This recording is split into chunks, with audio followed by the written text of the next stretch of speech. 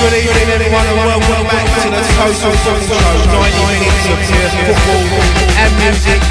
On tonight's show we'll be discussing West Ham's 1-1 draw at the John Smith Stadium against Huddersfield. We'll be rounding up all of the weekend's Premier League fixtures and we'll also be discussing the upcoming internationals as it is an international break.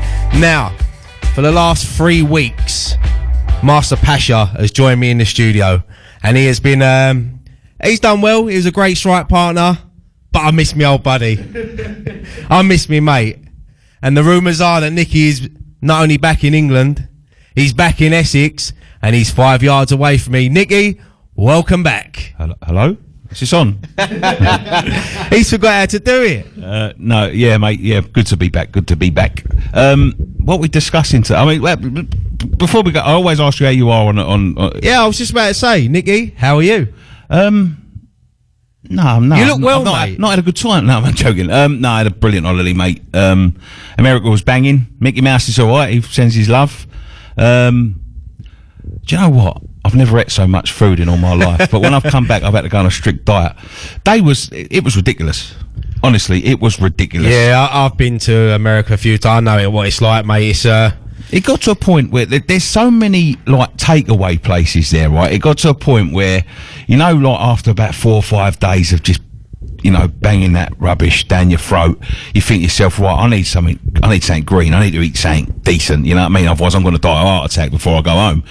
And I went into a restaurant and I said to the girl, just bring me something with some vegetables on. Whatever's got vegetables on, just bring it to me. She brought it out. They sprinkled cheese all over it, melted cheese all over the vegetables. I thought you was going to say she put lettuce in your burger or something. No. This was like I had like a pork chop or whatever it was, and yeah, she sprinkled cheese all over the vegetables. It's ridiculous. It's ridiculous out there.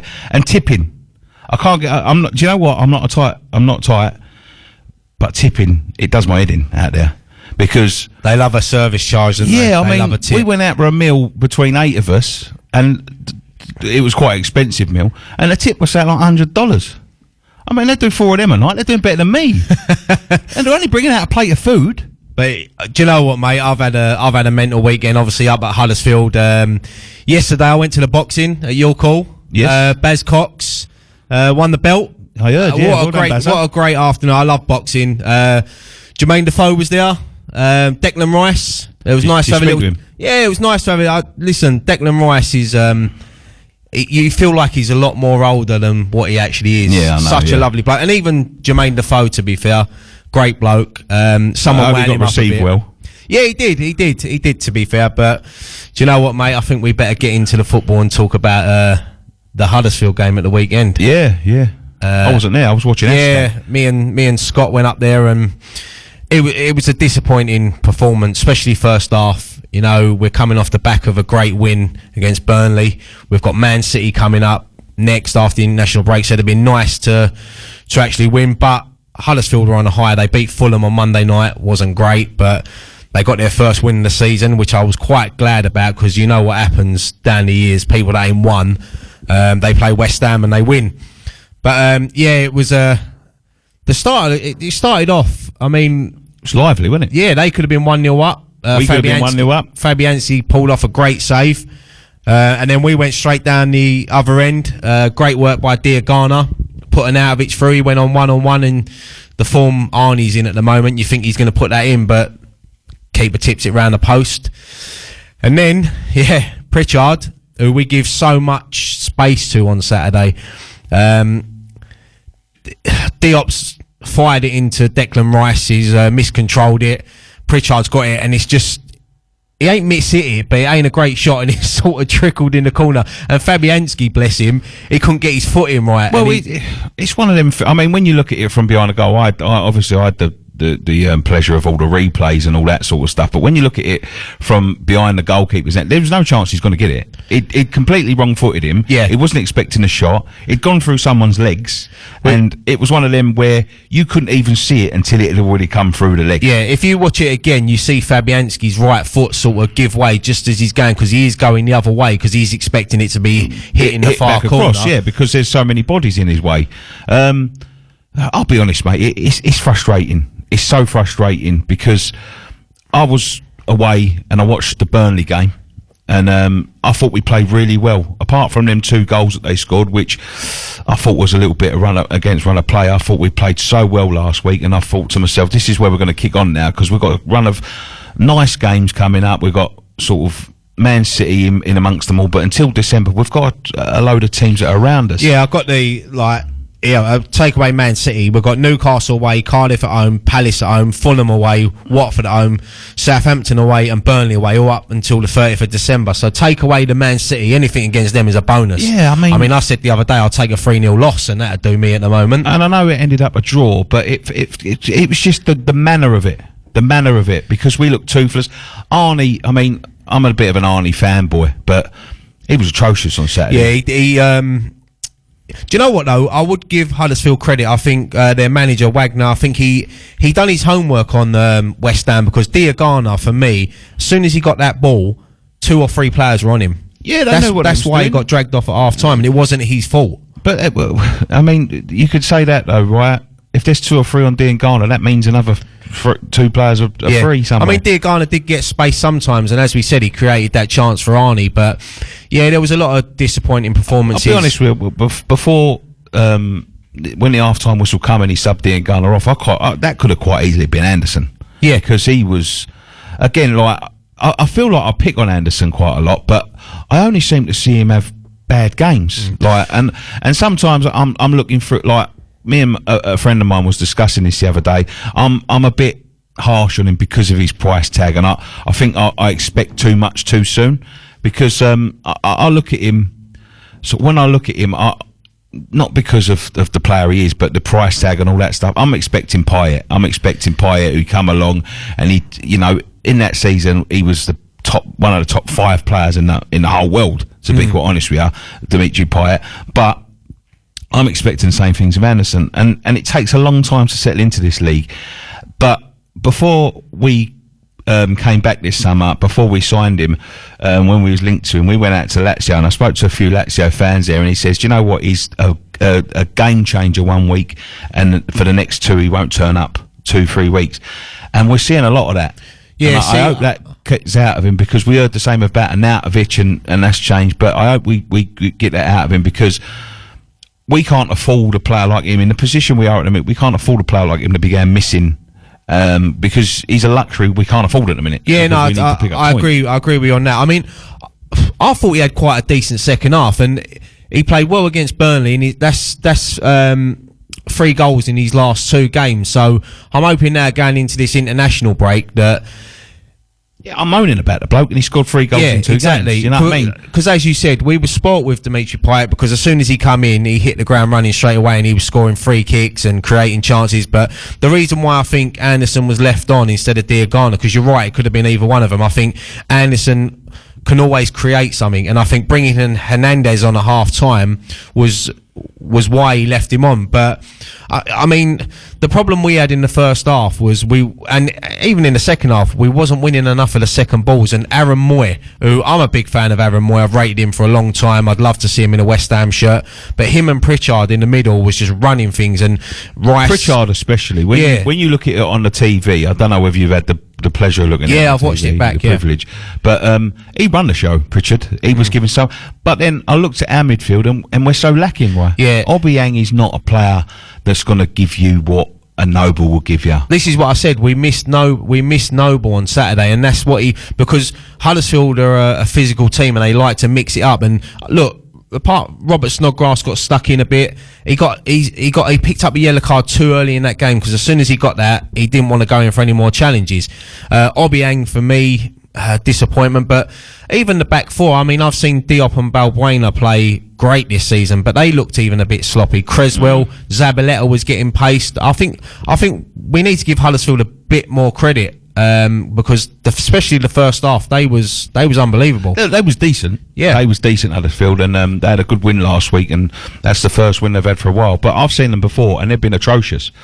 Now, the qualities we've got, the problem we've got, right, is the midfield. Is the depth in the midfield. We've lost all of our depth, because Noble's obviously suspended. Is he back next week? Yeah, that was his last game. Yeah, he's missed 3 games. He's back next week. But we've obviously lost Wilshere for what it just seems to be like an indefinite amount of time. Jack Wilshere. I mean, we'll talk a little bit about him in a minute, but his injury went from 3 weeks. He's been out for 2 months now. He is meant to be back after the international break with Andy Carroll. So how long that lasts, I don't know. But that will be a massive boost to have Noble and Wilshere back. But then you've lost the likes of Sanchez, who was fitting in quite nicely. Yarmolenko, who could probably do a job in there. You know, I like Snoddy. Snoddy's a good, honest player. You know what you're going to get with Snoddy, but Snoddy's not got the quality at this level anymore. Like, I don't know, though. Do you know what, mate? I'm going to be totally honest with you. He's really impressed me the last few games. I like his work rate. I think I'd prefer him in there rather than Obiang. I think it has suited him sitting in the centre, and he works well with Declan Rice. And I think maybe dropping Obiang, putting Noble back in there just to see how them three work. But Snodgrass has come back from, I mean, me and Danny spoke about it last week. The way he's come back from, he was treated rubbish by West Ham. Not only by the manager, by the board. He's got his head down, he's come back, he's worked hard pre-season, he's one of the first names on the team sheet. Whether he will be if everyone's fit, but at the moment, he's taking his chance. You know what? I was thinking about the other day what his job is. I mean, he was getting stuck in the other day in Obiang and Rice and all that. But when there's some, you know, when he hasn't been when he's getting foiled by Noble and Rice, maybe playing that little number 10 role or that more advanced role might suit him a little bit more, because he's a winger by trade. He's lost his pace. You know what I mean? And like, I've seen him have good games against West Ham when he played for Leeds, when he played for Villa, when he played for Norwich. Villa? Did I say Villa? Yeah. Did he play for Villa? Yeah, he played for Villa. He was on loan there last season. No, he didn't play against us though. Against us. Norwich and Leeds and all that. Who was with Hull? Hull, yeah. You know, I've seen him have good games against West Ham as a winger. He's just lost his pace. So that little number 10 role, a bit like Downing. You know, when Downing went in there and he sort of shown, because he has got a strike on him. He's shown he's got a strike on him. He can take a free kick. He can whip a corner in as well. He can whip a corner in, yeah. So I think that number 10 role might suit him until we get suitable replacements. But after the half-time whistle, we improved a little bit, but I think bringing on Hernandez. I mean, we all said at half time, Hernandez was out warming straight away, full kit. He was out on the pitch warming up, so we knew he was coming on. We just didn't know who he was coming on for, but he changed it for us. He played well. Yeah, he played, and that's straight away. He had that chance, didn't he, where he headed it just over. To be honest, right, if he's got anything left in the tank, Hernandez, because I've been quite critical with him as well. He doesn't look interested. He might have lost a bit of quality that he used to have. In and around the box, that's where he comes alive, Hernandez, and that chance he had, I was cursing that he missed it, to be quite honest, because it looked easier to score. But when I look back at it, there ain't many strikers here that would get that chance away. No, I think he done well with 3 players around him to get that chance, and he even won the header. It just went just over, but you see straight away the players sort of reacted to him, because I think it was Obiang straight away come over to him, put his arm around him and said, come on, you'll get another chance. And he was just a menace for Maybe that just shows you that he's lacking in a bit of confidence. Yeah, I mean, he looked, I'll be honest with you, from what I've seen of him the last few games, he looked a lot sharper. So we know he had that illness, so we don't know how much that took out of him. He might have lost a bit of weight, So hopefully, because we know what he can do, and it's a good option to have. But just to play devil's advocate, with Carroll coming back, does he play in front of Carroll? Because for me, like, Hernandez is a great player, and he's a good option to have, but he doesn't seem to be scoring as many goals as he used to. I mean, he scored a good goal last week against Burnley. He isn't that goal poacher that we all thought he was going to be, that 20 goal a season man. Does he get in front of Carroll? Because when Carroll comes back, there's one thing, although it might only last 4 weeks, it might only last 6 weeks, we know he'll come back, and we'll know he'll give 110%, and we'll know he'll score goals, because he's a menace. Yeah, and Hernandez, although he had a good game against Huddersfield, does he really get in front of Carroll? If you had the 2 options in front of you now, Arnie's sort of struggling like he was Saturday, or needs a partner. Who goes up with him? Is it Carroll? Or is it Hernandez? I think it depends on the opposition you're playing, and because it seems to be like It seems to be like the big boys that don't like to play against Carroll, because he's so physical and they want to play. And that's smart why maybe football. getting him back for the Man City game look, I'll be honest, I'm not expecting anything against Man City. I watched them yesterday, and I've not seen a team play like the way they do since the great Barcelona team a couple of years ago. They're just steamrolling. Yeah, it's getting a bit pathetic, if I'm honest. But yeah, I mean, Andy Carroll on his day, fully fit. Any club would love an Andy Carroll on the bench because he is fully fit. He is a good player. He's a different option, but yeah, I mean, you'd like to sort of get him and Hernandez together on the pitch at some point. But if Marco's injured, yeah, if Marco's injured, that's the thing. But I like Andy Carroll, but I mean, I've got him written down here. We're going to go into his little 2-year extension thing. We'll talk about that in a little while. Talking about Anderson being so bad, I tell you what, there's not many players in the world that would have finished like that. No, that was a stunning finish. Do you know what? I was sitting there and it was frustrating because I was sitting right next to their fans, and their fans were non-stop from minute 1 to the 90th minute. Honestly, they were non-stop. They had a drum. I was right next to the drum. My ears were already ringing from the bar we went in because it was so loud in there, and then the drum was just banging. I was like, you just want to shut these people up. Was it as loud as that one we went in Cardiff? Oh, honestly, mate, I couldn't. You ask Scott, ask Nick Tucker. Honestly, I come out, ask your brother. I come out of that, and all our ears were ringing. We couldn't hear. It was Gary was talking to me. I was going, "Eh?"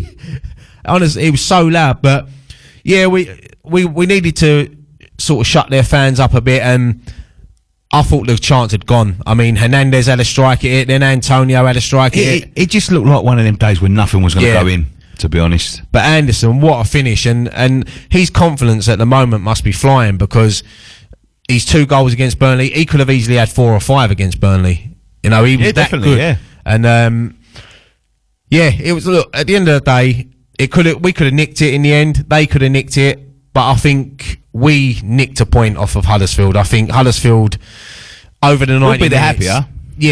We were a lot happier. I mean, I spoke to a couple of their fans after, and they was really upset, and I was so happy. But that's a good thing that when you play bad and you still don't lose and come away with a point, because any ground you go, I mean, people were saying we should be beating teams like Huddersfield. No, we shouldn't. No one's got a right to go to Huddersfield and win because we certainly haven't earned the right to go to these teams and win. These teams, don't forget, like, when you talk about the Premier League, the difference between, all right, the top 6 are a different, they're a different gravy, do you know what I mean? But the difference between bottom and, say, 9th is not great, you know what I mean? Them teams can all go and, and that's why the Premier League's the greatest team in the world, because them teams can also go to the top 6 and win. Cardiff approved it.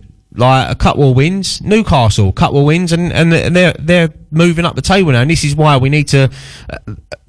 Like I said, anything against Man City is a bonus, but them teams we've got coming up, we need to be picking up points against them. I mean, I'm just reading a stat here: 6 of West Ham's 7 Premier League goals against Huddersfield have been scored in the second half. So when we play them at London Stadium, we won't bother turning up for the first half. No, we'll just turn up for the second half. But no, look, overall, not happy with the performance, happy with the point. And yeah, I mean, someone asked me this question on the social when I recorded it the other day. We're coming into an international break now.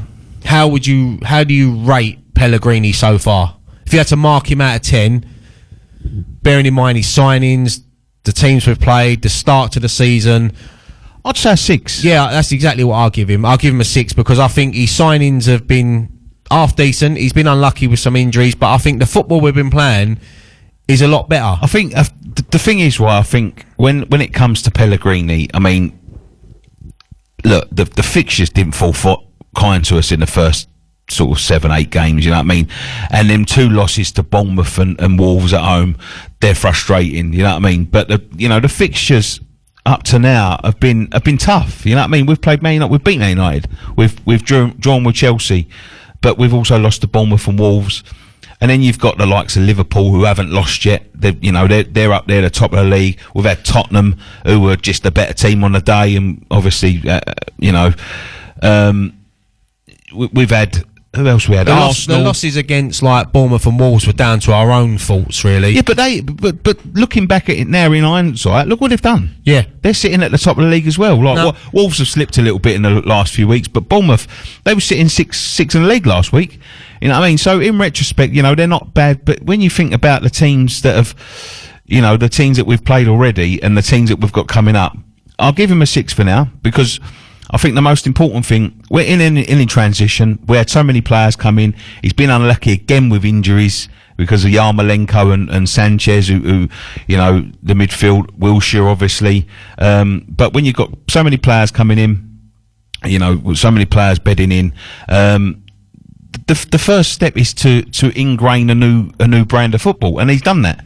I've not been bored watching West Ham, that's for sure. You know what I mean? I've come out. I think we've played poor, but when we've played well, we've played really well. Yeah, I've come out of games when we've lost and been impressed by the way we've played. Yeah, I think Leicester. I thought we was good at Leicester. Yeah, I thought we was good. Man United, we were brilliant. Burnley last week, we were brilliant. Chelsea, we were brilliant. Just didn't have that goal scorer. But then you've got the frustrating draws at like Huddersfield, but and playing poorly, but. It's getting the consistency, and I think that's what he's got to get, the consistency. The points will come. I think, you know, when players start coming back, I think the points will come. As long as he can get him playing that good brand of football. Look, it didn't happen for Guardiola last year. Look at his Man City team this year, and the year before last. But when he first come, it took him a little while to ingrain himself. Yeah. You know, they lost games. They lost the game to a second division side. Well, you can say the same. Cup, you can say the same about Unai Emery at Arsenal. He started off, he didn't win his first 3. Now they're unbeaten in 16. Yeah, exactly. And yet the Arsenal fans are still moaning. Yeah, they'll always moan. They'll always find something to moan about. But I've got to give them a 6. But if we win the games that we're supposed to win, I say supposed to win. If we win the games that we can win in the next month or and a half, 2 months, and we're sitting top half of the table, I've got to give them an 8 because of the brand of football. Yeah, I mean, we've got, like, as I said, we've got some, take away the Man City game, we've got some fixtures coming up that, you know, especially I think that week where we play Cardiff at home on a Tuesday night and then Palace at home on the Saturday. That should be 6 points. Which I'm not saying it's guaranteed we should get 6 points. No, we need to make sure we looking at 6 points. Yeah, we need to make sure even a minimum 4, because you've got 2 home games, but some of these teams come to the London Stadium and they find it a lot easier to play there than we do. But we said the same that Burnley would, and Burnley come there and honestly, mate, they had 2 shots, 2 goals. We could have easily 5-6 that day, but then they could have won that 3-2. I think the injection of pace has helped us a lot on that pitch, and I think we're starting to enjoy playing on the London Stadium pitch now. Dean Garner has been, I mean, let's talk about him a little bit. Refreshing. It's refreshing. Kid you know, he's got a good future ahead of him, that kid. I saw him on Saturday. He's been called up to the England under-20 squad. Yeah, and he deservedly so, because although he got found out a little bit in terms of getting doubled or tripled up on us, that's hard for a young kid. But it's one of them things where he's such a refreshing player, because he's not scared of anyone. He takes everyone on. And just before, you know, you say he kept on getting double, tripled up, he nearly put a ball right into, well, he did put a ball right into an Arnautovic's path. But if you looked at a little bit of skill before that, for a young kid to do that, he had the full back bombing on him. You know, any other kid would withered up like a flower. He flicked the ball over his head, then put the ball through to an Arnautovic who was 1-on-1 and should have scored. For a young kid to do that shows some real. Yeah, even against the big teams, I'd say even against Tottenham, like, he wasn't afraid to. And what's refreshing to see is that these big teams are doing their homework on him already, and they're man marking him, because the confidence he had against, especially Spurs and Burnley as well. He tried a couple of things and it didn't come off, but he's young. Not only does he want to impress his teammates, he wants to impress the crowd, and I like players like that. I said the other week, he reminds me a little bit of Zaha for Palace, just the way he plays. Hopefully he doesn't get the diving into his game like Zaha, but just the way he plays, he's low, he's fast, he's not afraid to take people on. And if we can, as I said, I was gutted when Yarmolenko got injured, because he was really starting to find his feet in the Premier League, but if that means Diagana comes through now, then yeah, I don't want to say I'm happy that Yarmolenko's injured, but it's a blessing, as you said, that Diagana has got into the first team, and it's his place to lose, because when Lanzini comes back, he's got to fight for his place. Well, this is the thing about Diangana. You say that, you know, they're tripling up on Diangana because he's our threat. But I said to you earlier, there's 2 players free then, you know what I mean? If there's 3 players are on him, there's 2 players that ain't got a man on them.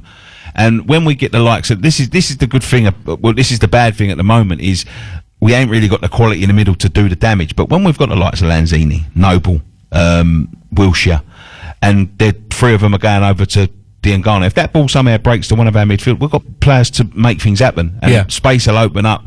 And that's the good thing about them players, them dangerous players. People are going to start to look at Anderson a little bit more. Now he scored 3 in 2 games. Yeah. They're going to start to think, oh, we've got to keep eye on him because he's got an eye for goal and all that sort of stuff. And it starts to create space for our midfield.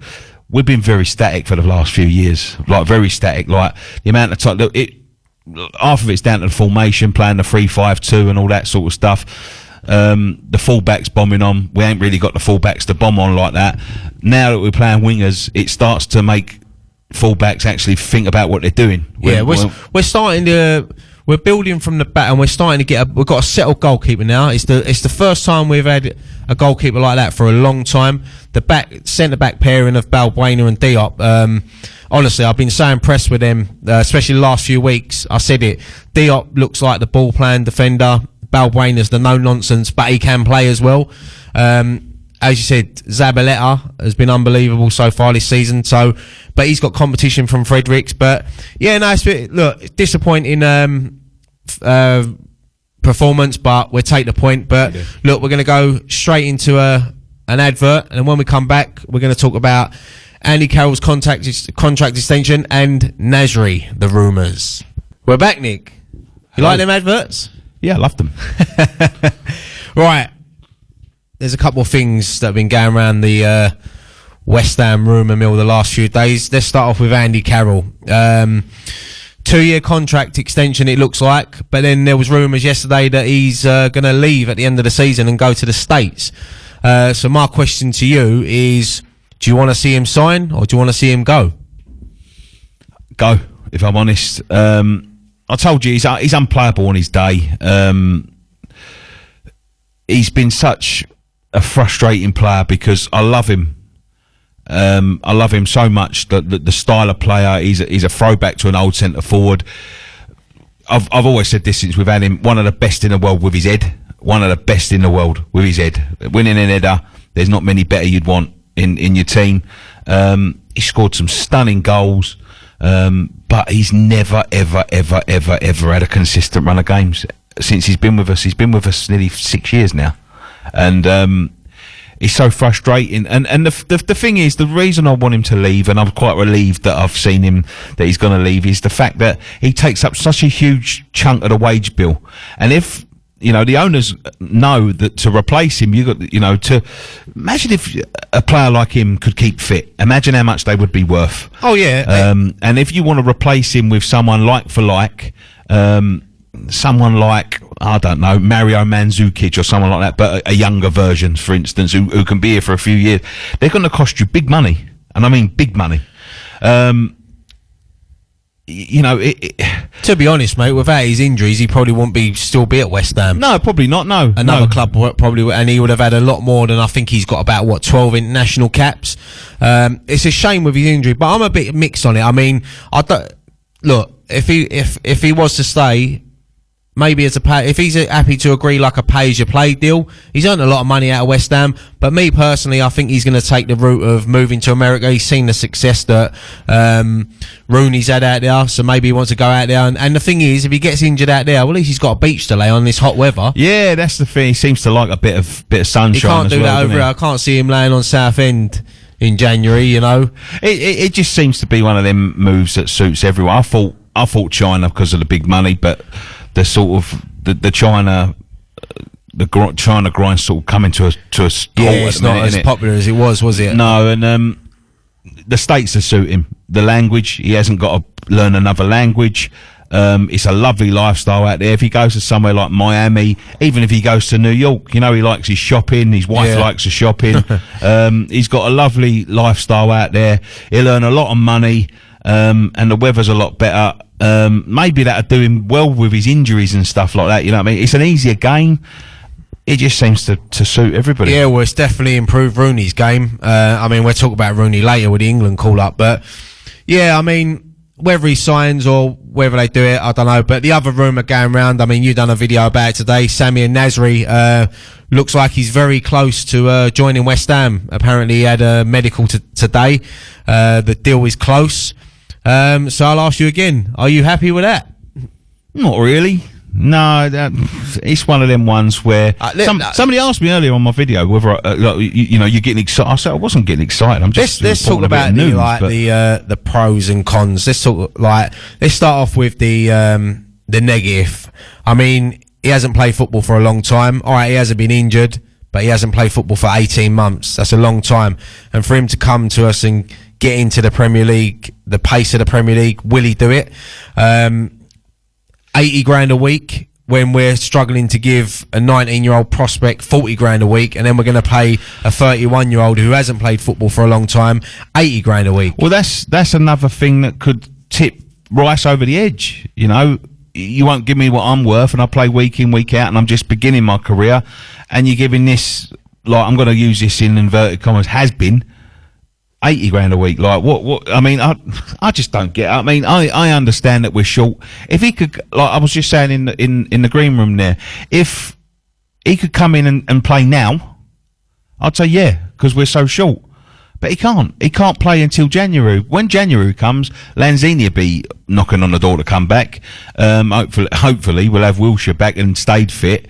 Noble will be back. You know, we'll have a lot of. It just doesn't make no sense to me. The other pro about it is that he seems to upset a lot of his teammates. He done it at Arsenal. He done it at Man City. He done it with the Turkish team that he signed. He falls out of a lot of players.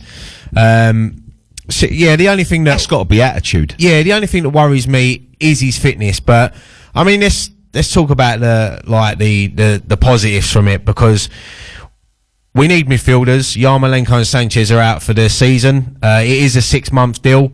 He is a good player. There's no denying it. He is a talent. He's played at some big clubs. And I think that someone like him would benefit Anderson and Arnautovic, because if he can get playing, just be that little sitting in midfield, someone that can open up a pass, bit like Jack Wilshere. He's played with Jack Wilshere before. So he'll obviously know him. He's played under Pellegrini, so Pellegrini obviously rates him. He won the league with Pellegrini. He won the League Cup with Pellegrini. As I say, he's only 31. He's not that old. So I'm a bit mixed. I can see why people are upset with it, but look, if he signs, I'm not particularly upset. No, not upset, but a bit frustrated. The thing about when people turn around and say about 80 grand, it's not my money. I don't really give a monkeys how much they pay anyone. You know what I mean? Like, it's not our money. Don't worry about him paying 80 grand or whatever. If it stops someone else from signing, say for instance they said, oh, we could have signed Messi, but we're signing Nasri. Yeah, whinge. But you know, if they've got the 80 grand to spend, if they're not got, you know, I don't know what they've got in the transfer budget, but it can't be much. So, you know, if they've got that sort of money to spend, let them spend it. You know, if they think it's the right player, if Pellegrini likes him, if it's, you know.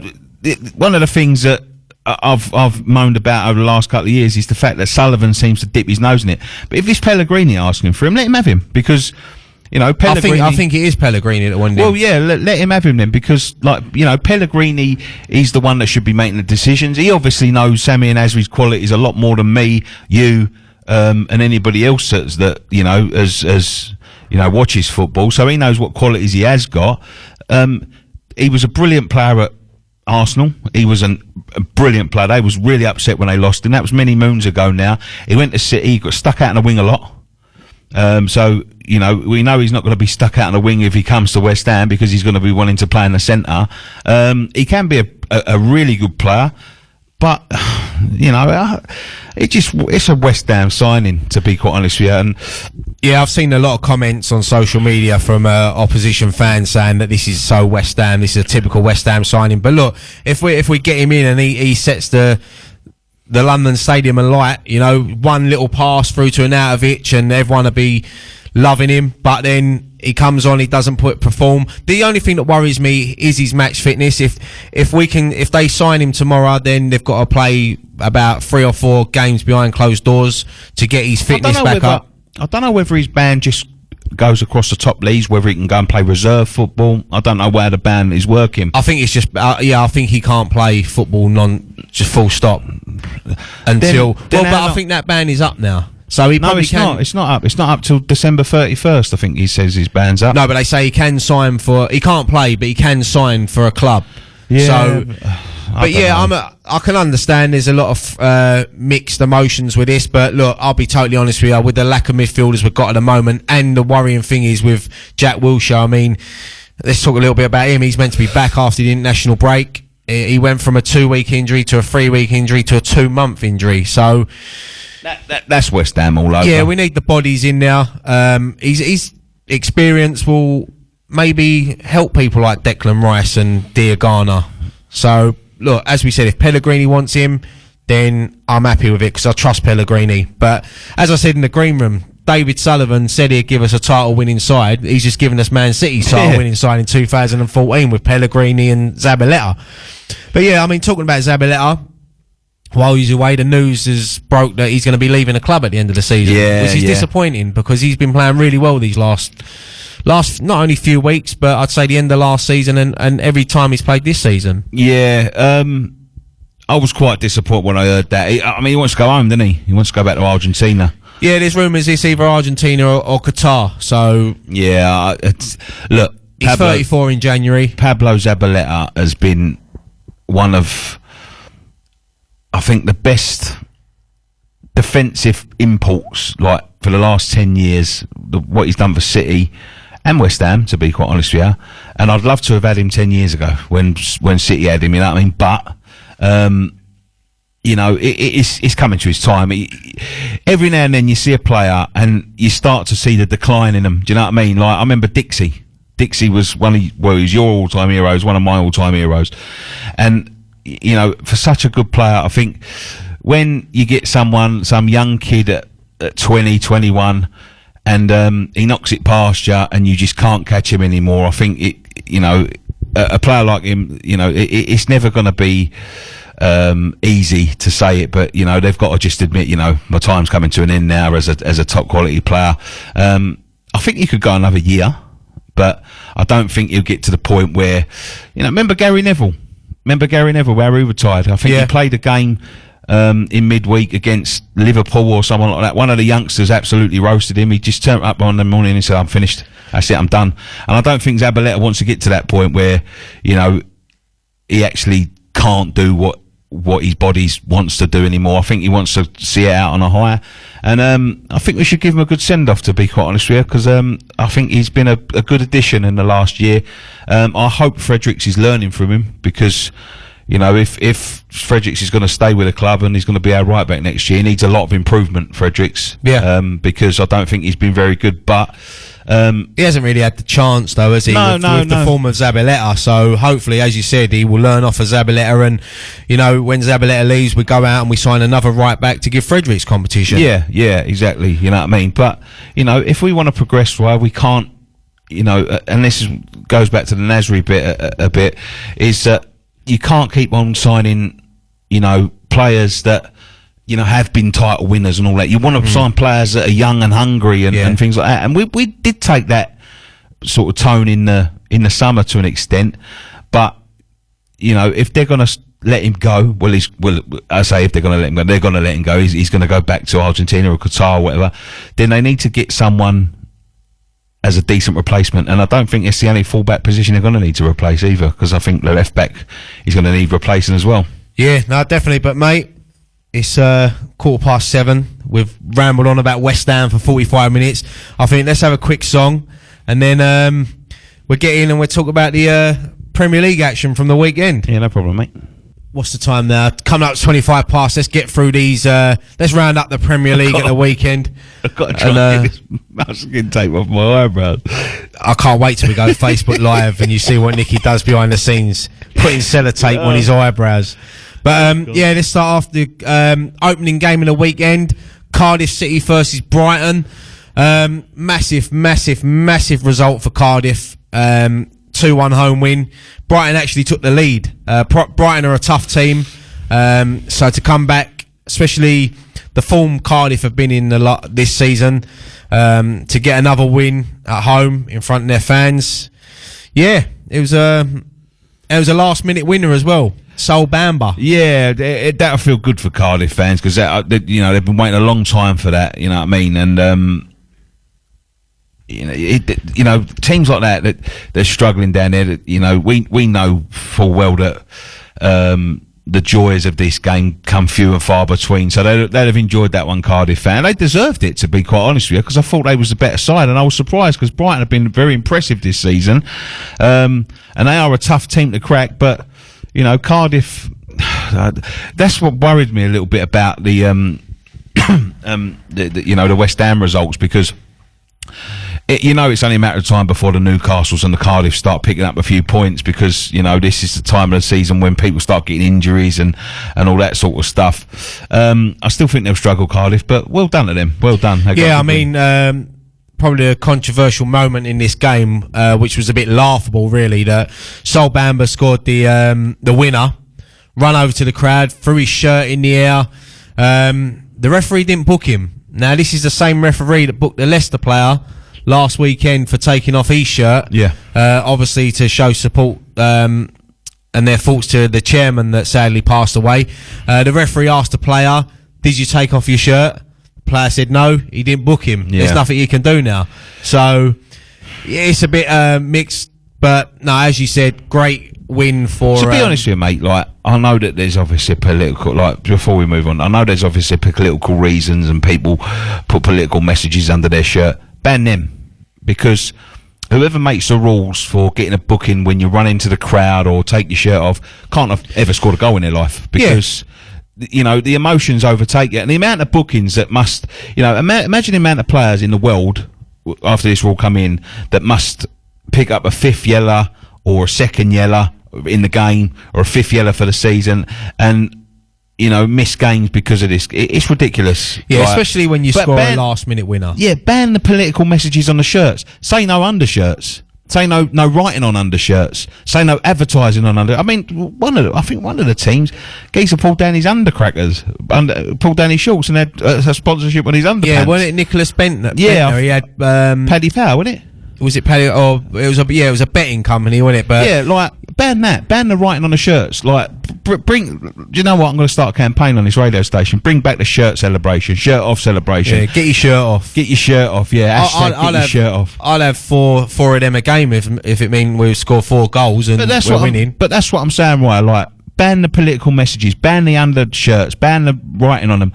Don't ban taking your shirt off, because the people that are making these rules can never have scored a goal in their life. To be fair to that referee, though, last week you could tell on his face that he didn't want to book him. It's not his fault. No, he's only doing what he's told. Fault, and leave it out. You know what I mean? If there's a birthday message or a message of condolence like last week, but I don't get what is wrong with taking your shirt off to celebrate. What is wrong? What's wrong with running into the crowd? No, well, something like that can cause fans to run obviously forward and cause a little bit of... They've only done it for the last 80 years. Yeah, right? I know, but taking off your shirt and throwing it in the air or pulling it over your head is ridiculous. But yeah, I mean, great win for Cardiff. Next game up, Huddersfield 1, West Ham 1. We spoke about that game, but disappointing result for... well, not result, but performance for West Ham, but a great away point in the end. Moving on with Leicester Burnley. It was an emotional day for Leicester. Yep. Obviously their first home game since the tragic accident where their chairman died in the helicopter crash, and the 4 other people on board. The tributes. I mean, they had Claudio Ranieri there, Martin O'Neill, Shakespeare. What's who else? Their other former manager as well, and all the players were there. Pearson. Yeah, Nigel Pearson. Loads of former players that were signed by the chairman. Yeah, it was an emotional day, and fairy tale would have been a Leicester win, but Burnley played really well in this game. Joe Hart once again, the saves he pulls off. Burnley could have lost a lot more games this season, and been higher scores. I mean, we put 4 past them. It could have been 8. But I'll be honest with you, mate. I thought when I looked at him against West Ham, I thought he spilled everything. He did pull off a couple of good saves, but he spills a lot. He spills more than me when I'm drunk. Yeah, he does spill a lot, but no, it was I think it don't matter the result that day. I think they was just there to all sort of. It's emotional, isn't it? Yeah, it's emotional. I mean, they had the scarves and the t-shirts, and it's going to take a long time for Leicester and their fans to get over that accident. But you know what? I haven't spoke about the accident since I've been back. Obviously, I saw it when I was out there. I mean, I know that tragically people, but that could have been a lot worse. It could have been a lot worse. It could have been a lot worse. You're sort of lucky it happened 45 minutes after, because the crowd had obviously gone home. Well, it's not only that, mate. I mean, we've walked through that car park many a time. You know what I mean? And you know how open that car park is, and you know the amount of people. There's burger stalls in there and things like that. There's a McDonald's just across the road to that. If that, you know, people were sitting in there that could have landed on that. Could have landed on a team coach. Our team coach was in the car park, and then there could have been a tragic accident. But you know, I've heard stories that the pilot pulled away from a crowd of people. So if that's true, well done to him. And it's tragic, and it'll be spoken about for years. But yeah, next up, Newcastle United against AFC Bournemouth. It was a great win for Newcastle, massive win. But I was just disappointed with Bournemouth. I was as well, because they're the sort of team that they can go away to Watford and win 4-0. Then they played so well against Man United last week, and they lost in the last minute to a Rashford goal. But you think they're going to go up to Newcastle, play open football. But look, credit to Newcastle. I mean, Rondon, who they signed in the summer to score goals, hasn't scored. As it always happens, he gets one, he gets two, and I'll tell you what, that second goal, did you see it, the bullet header? I haven't seen it, no. I'll tell you what, it was like watching Les Ferdinand in his prime. Honestly, it was a bullet header, and it was a great win for Newcastle, great win for the city, great win for Benitez. It gave the place a lift. West Ham obviously go there in a few weeks, so we know what we're going to be up against now. But yeah, Bournemouth really let me down. That Rondon's a good player. I said that when he was playing for West Brom. He's a good player. He will score your goals. He just needs a service, and he got the service on Saturday. And I honestly, after we finish this show, have a look at that second goal, because it was, like I said, Les Ferdinand in his prime for Newcastle. It was an unbelievable bullet header. Bournemouth got one back just at the end of the first half, but Newcastle held on, and they move up the table. They're closing the gap now. They're still in the bottom three. But yeah, moving on. I can't wait to talk about this one. Southampton 1, Watford 1. Now, Southampton were 1-0 up. Gabby Adini put them 1-0 up. Charlie Austin scored a great goal. He's off celebrating. The fans are celebrating. Mark Hughes is celebrating. Watford are walking back to the halfway line, and all of a sudden the referee's not give the goal, because they're saying that there was a player in line of the goalkeeper, and they've give offside. Now, I'm going to go straight to the game after the game with Charlie Austin's interview. I mean, do you know what? Someone's actually edited it to the Park Life. I've seen it, yeah. And fair play to Charlie Austin. He actually retweeted it and replied to it saying Park Life and that. But no, he was fuming after the game. And do you know what? It was so refreshing to see a player be so open and honest, because he's exactly right. Them 3 points have now turned into a point, and they could have even lost that game in the end. But now they're struggling this season, and that could cost them. Them 2 points could cost them at the end of the season. Of course. And I hope that Charlie Austin does not get fined by the FA for being so open and honest, because it was refreshing, and he was actually saying that the referees need help. They need VAR, and we've had this discussion before with VAR and whether we should have it, we should haven't. But if we did have VAR, we wouldn't have that classic Charlie Austin interview and the Park Life. But being serious now, that could cost them massively. Look, at the end of the day, right, this he said it completely right. This is the Premier League, blah blah blah. The standards of refereeing have been bad for as long as I've known the Premier League. yeah, for as long as I've watched the Premier League, the standards of refereeing have been not up to the standard, right? Charlie Austin. I'm looking at a picture of him now. Look, Yeah, he's got bloodshot eyes and everything. I know he was upset, but Part life. Look, he scored a goal against us that should have been offside when he played us at St Mary's last year. Yeah. I didn't hear him saying anything about it then, and I do understand what he's saying.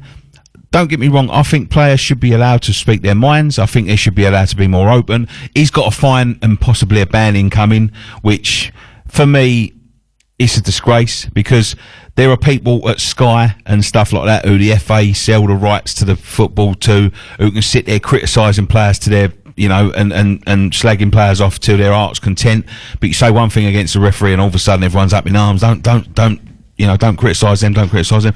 They're doing the job as well. If they're in the football game and they get paid, you know, quite handsomely as well, they should be as much up for criticism as anybody else.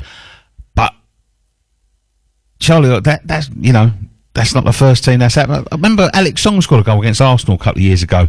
We ended up losing the game to Arsenal 1-0. Yeah. Alex Song scored a goal. Exactly the same thing. They said that the players were blocking it. When you go and look at a Man City game the week after, exactly the same situation, and the goal's given. It happens. It happens. I'm a bit in two minds about this, because Charlie Austin, you know, you just have to bite. It's funny to watch, but you have to bite your tongue. But like, you'd think it's the only mistake that's ever been made in the Premier League, and he opens a debate again for VAR. I don't think we're going to get VAR. Well, let's talk about bringing it in full time next season. Whether that'll happen or not, I don't know. But I don't think so. Watford went on. Holebas went on to equalise, and that just wound Southampton up even more. I'm not a massive Mark Hughes fan. I like seeing him upset, and I had a little smile on my face. It was all round. That was a funny situation, but yeah, you got to sort of feel for Southampton, especially if that comes back to haunt them at the end of the season. I don't like Southampton, so I'm not going to feel nothing. But yeah, the last game on Saturday, London Derby, Crystal Palace 0, Tottenham Hotspur 1. Yeah, wasn't a great game of football. Unfortunately, Tottenham grind out another win. Yeah, and the player that scored was the defender that gave away 2 penalties the week before. So yeah, I mean, it was a header. Palace could have equalised in the last couple of minutes. It wasn't a great classic game, but as you said, they've grinded out a result, and that's what teams. I didn't realise how near the top of the league they were.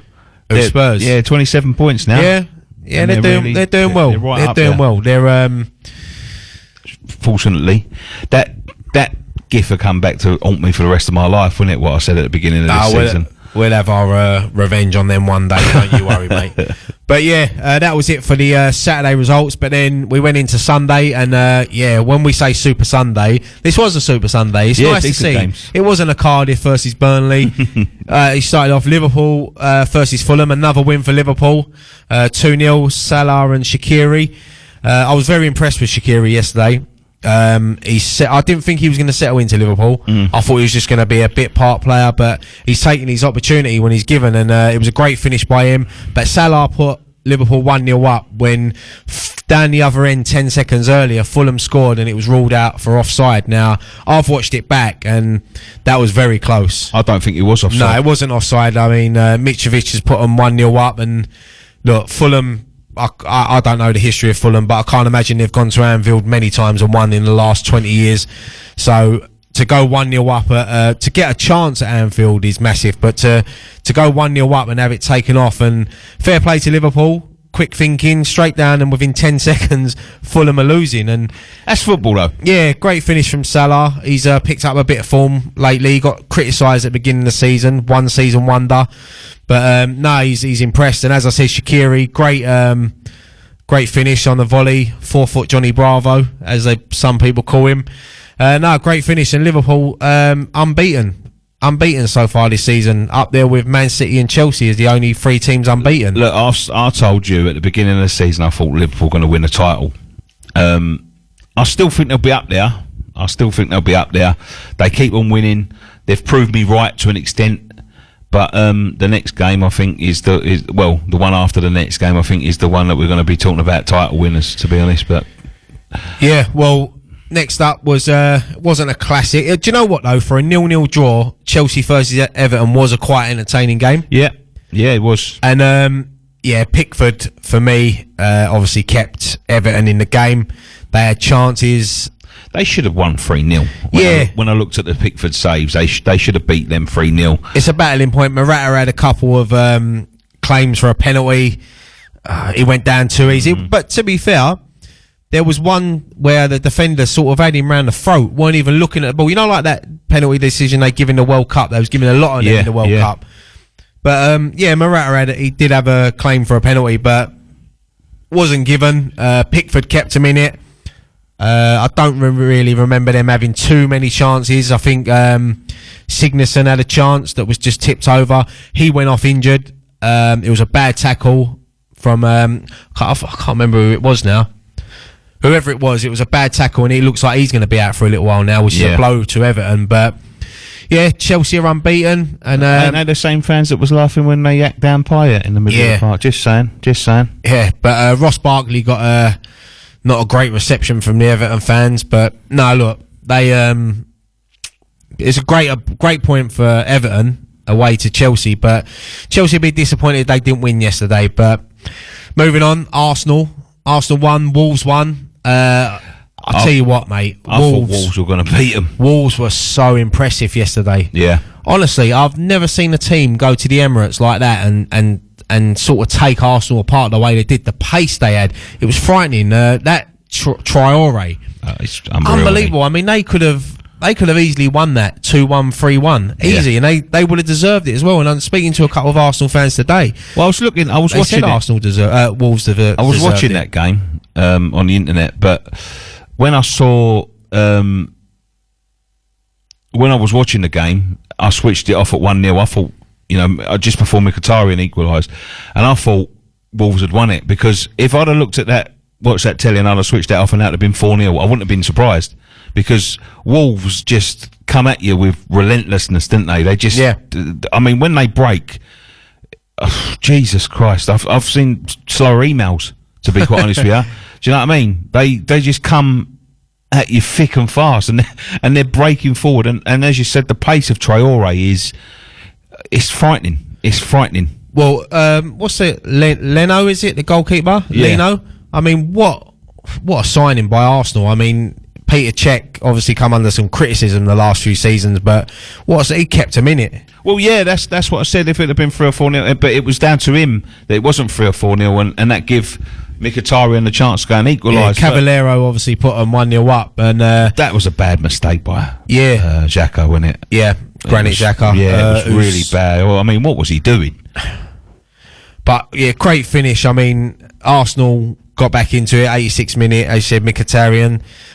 Good finish. Aubameyang had a chance, he hit the post. I mean, Arsenal could have won this, and Wolves could have won it. Been a smash and grab. Yeah, definitely. I mean, as I said, I haven't seen a team go to the Emirates and play like that for a long time. I mean, they had a chance at last kick of the game when it hit the crossbar, bounced out, and Traore, if he'd have finished it, they would have deserved it. Yeah, definitely. And that was great performance from Wolves. But yeah, the game of the weekend, the Manchester derby, Manchester City versus Manchester United. Wow, there is definitely a power shift in Manchester, because they didn't get near them, did they? Manchester City as a neutral, they are a joy to watch. I'm not looking forward to playing them. I'll be honest with you. Do you want me to be my total honest opinion about Man City? I think they ruined the Premier League because they're that good. When you're looking at a team and you're looking at results and all that, and you're looking at a team that are winning 6-7-0 every week, and then sort of mopping the floor with the so-called big boys, for me that ruins the Premier League. But they've earned that right because they've got a brilliant coach. And when he came over to England, I was saying that he's not going to cut it here. He's not going to cut it. This is different from Spain. This is different from Germany. He's not going to cut the mustard here. He's going to get found out quite easily. He's turned that team into a machine. I said this on last week's show. He's turned David Silva and Aguero into better players, and they were world class anyway. Yeah, exactly. So, but yeah, I mean, they they just sort of tore Man United apart. Man United couldn't get near the ball. I think Alan Shearer said it on Match of the Day too last night, that it was like watching the under-16s against the first team, and the under-16s are not allowed to touch the ball. They've just got to chase them around, and that's what it was like. I mean, Aguero with his brand new haircut, silver hair. Aguero's just unbelievable, and I've said it many a times. I don't know how he's not mentioned in the same breath as Messi, Ronaldo and Suarez. They're the three that everyone talks about. But Aguero... No one's really ever... I think it's the injuries, but no one's ever really mentioned him up there. I mean, you hear the Bowles and the Suarez's and things like that. But for me, him consistently, probably apart from Suarez, has been the most consistent striker that this country's ever seen. Any team would love to have Sergio Aguero in their team. He's unbelievable. And... I mean, they went 2-0 up, and Martial, Man United got a penalty back. Martial, great penalty. He scored, 5 in 5, 6 in 6 now. He's in good form. Martial. Yeah, he's in good form. And but Man City's third goal. I mean, United, 44 passes, and Man United could got... Lukaku was running around like... Headless chicken. Juan Mata as well. They just couldn't get near him, and the way they was knocking about, and I said this to someone earlier, Man City, when you watch it back, Man City players weren't even looking at each other. They just knew where each other was. It's like they had wing mirrors on, and they could just see who was behind them, and they was just flicking it around. It was a great cross, great finish. That's the scary... I mean, we've got Man City now, but that's the scary thing about Man City, mate, is that the fact that you watch them play, and... You know, in every team, you've got your defenders, your midfielders, and every team's got sort of like one or two creative midfielders. They think, get the ball to them, and they'll do something. With Man City, they can all play from the back to the front. Well, Fernandinho yesterday was unbelievable. He's 33, and the way he was breaking up play, he was tracking back. Even in the 94th minute, he's sprinting back. They're 3-1 up. They're cruising. He's sprinting back to win that ball, and he's in the form of his life. And this is what I'm saying. Guardiola is turning these good players into world-class players, and it's frightening. I didn't think much of him when he first came, Fernandinho, but under Guardiola, he's been a different gravy. As you said, David Silva.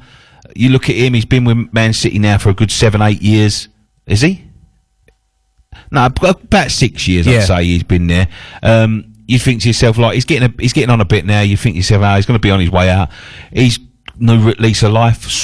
Aguero, new lease of life. But he's got players like Kyle Walker playing football.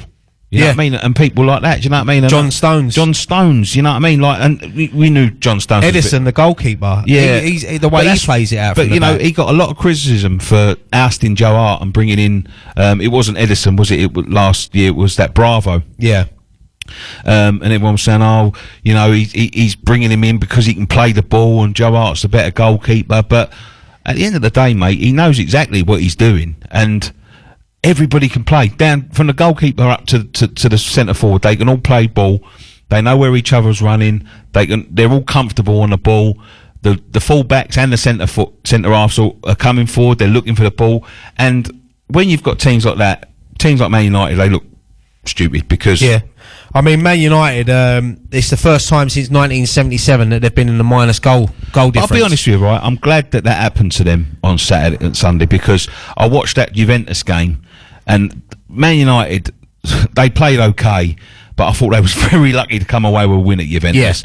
And to see Mourinho afterwards cupping his ear and all that, and all that, sort of like walking along the touchline as if to say, like, you know, we're still a top team, and, you know, all the criticism's unjust. It's not unjust, it's just. And that brought him back down to earth, because he had no answer to Guardiola.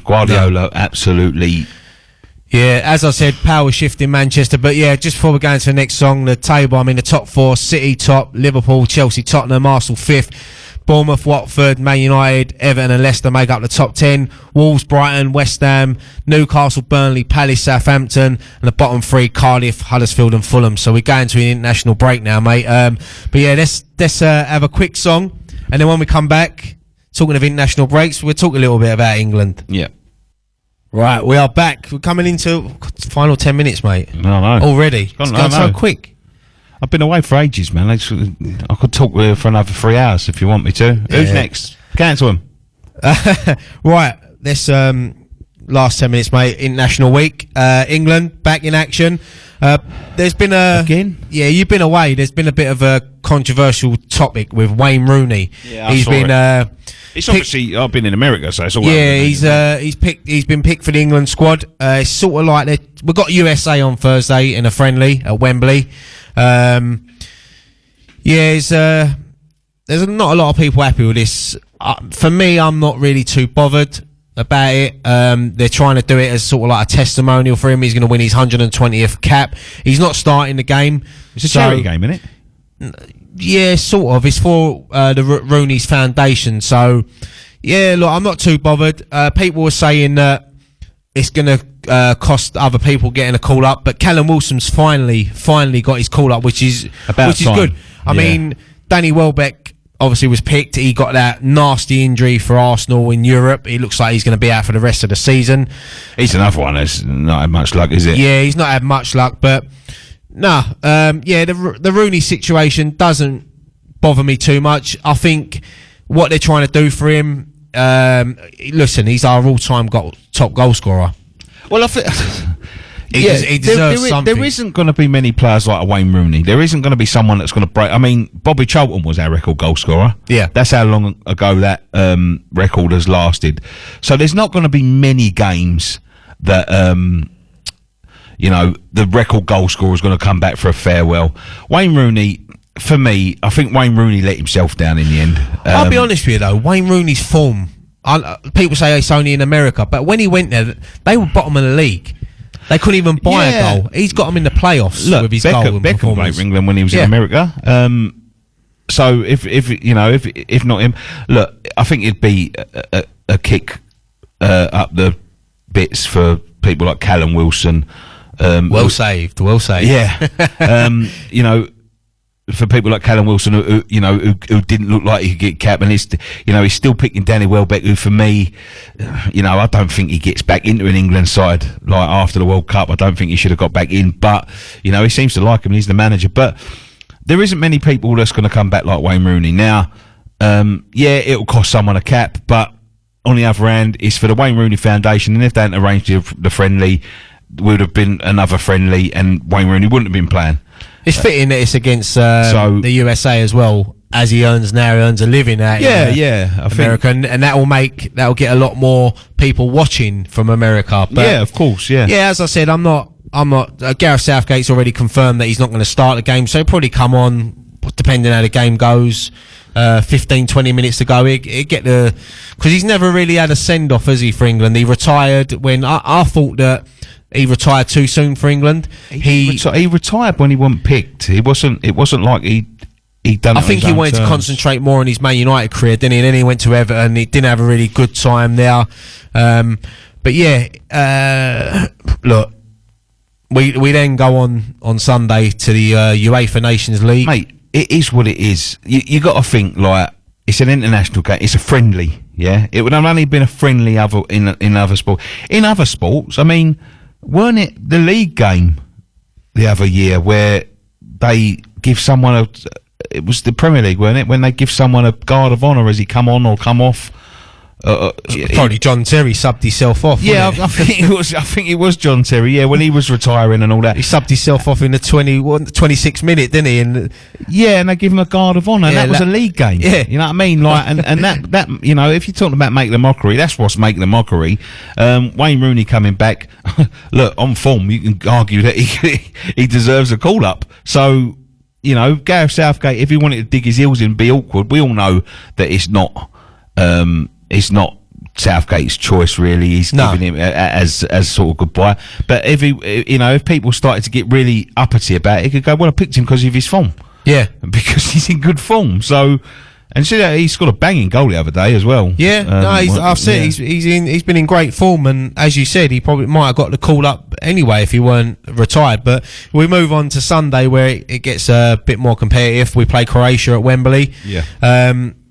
If we win them, we stay up, and Croatia get relegated to Group B, whatever it is. Look, right, this is such a long-winded thing. But it makes the international fixtures mate, more competitive. But make the groups bigger then. I don't want to play the same teams over and over and over again. You know what I mean? We played for Croatia 3 times in the last 4 months. Yeah, but then it swaps over now, doesn't it? Because you'll get someone else come up. We'd have to obviously play Spain. But if we win that, we go into the tournament next summer, and then we can qualify for the Euros. I understand that, but yeah, if we don't go down, and we stay up, we'll have to play Spain again twice. Yeah, it don't matter. I enjoyed the last game. Yeah, but I know what you're saying, mate, but it's boring. It's boring if you're playing the same teams over and over and over again. You know what I mean? It's not even a season, is it? You know what I mean? I don't know. Like Croatia, I've seen enough of Croatia. They broke my heart in the summer. We got, what was it, a draw last time, wasn't it? Like draw last time out, it was 0-0, wasn't it? Yeah, and I've seen enough of them. Obviously, us or them will go down, so we'll either see 2 new teams, or we'll see another new team come up, and we'll have to play Spain twice again. And if we start up again, we'll have to play Spain again. You know what I mean? And I don't know. It's not my cup of tea. Whatever happens, mate, on next week's show, we'll have a lot to talk about with England. But that's it, mate. That's it. 90 minutes is up. Brilliant. So let's have one more song. But yeah, listen, thank you so much for tuning in. Total Football Show. Good to have Nicky back. And yeah, that's it, mate. Let's get into a song, and we'll see you next week. Bye. Don't forget your boots. DAB Centre Force.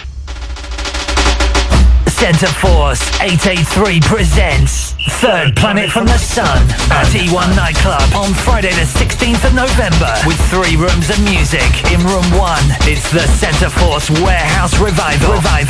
With Brandon Block and Alex P, Colin Hudd and Trevor Fung, Master Pasha, Rooney, Keith Mack, Dean Lambert, The Acid Brothers, Tony Grimley and Owen Clark. Hosted by Danny Lyons and Buzzard. In room 2 is Blueprint, the finest jungle and D&B with Groove Rider, Ray Keith, Blade Runner, Pesce, T.I., Too Bad Mike and Nookie, with MCs MC Flux, Navigator, Moose, IC3 and Cleveland Watkins. And in room 3 it's 883 DAB, backed by Public Demand, Ramsey and Recce, Martin Liberty Lana, DJ MB, Danny May, Max Fernandez, Peter P, John Dubaya, Wayne Eldridge, back to back with Metty. Also on the night there'll be a live PA by Shades of Rhythm. Don't miss Third Planet from the Sun on Friday the 16th of November at E1.